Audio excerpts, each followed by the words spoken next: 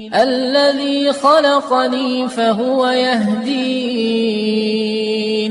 والذي هو يطعمني ويسقين وإذا مرضت فهو يشفين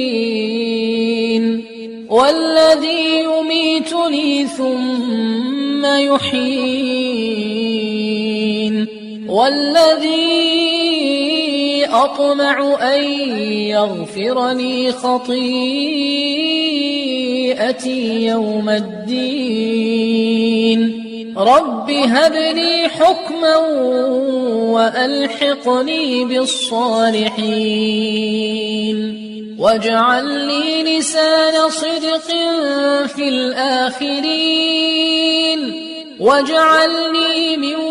ورثة جنة النعيم